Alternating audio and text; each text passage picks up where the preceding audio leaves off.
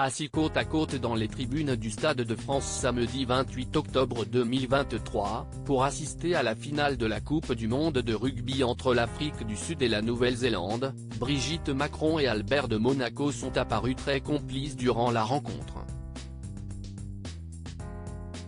Officiellement lancée le vendredi 8 septembre 2023, la Coupe du monde de rugby s'est achevée le samedi 28 octobre 2023. Ce jour-là, la finale de cette compétition s'est déroulée sur la pelouse du Stade de France. Alors que la Nouvelle-Zélande avait perdu le match d'ouverture contre la France dans cette même enceinte, les All Blacks venaient cette fois-ci défier les champions du monde en titre, l'Afrique du Sud. Bien évidemment, de nombreuses célébrités avaient fait le déplacement pour assister à cet événement. Le président de la République, Emmanuel Macron, était ainsi présent dans les tribunes du Stade de France. La première dame, Brigitte Macron se trouvait à ses côtés pour l'occasion. Le couple présidentiel a notamment eu l'occasion de croiser le prince Albert de Monaco.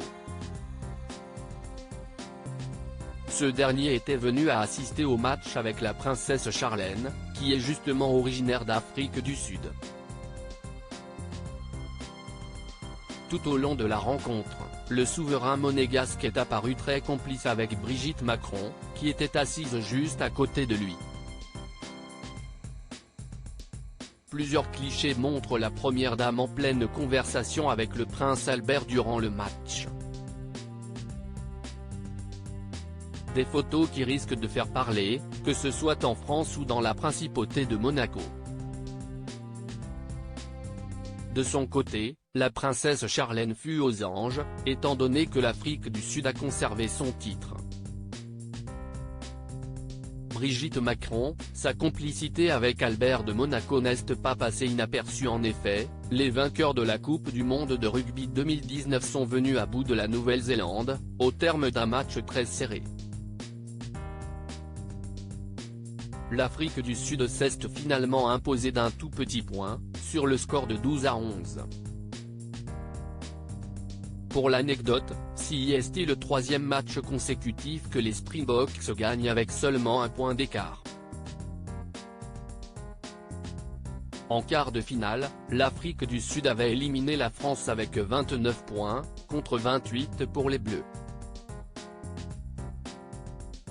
Une semaine plus tard, les champions du monde en titre ont réédité cet exploit en battant l'Angleterre en demi-finale, sur le score de 16-15.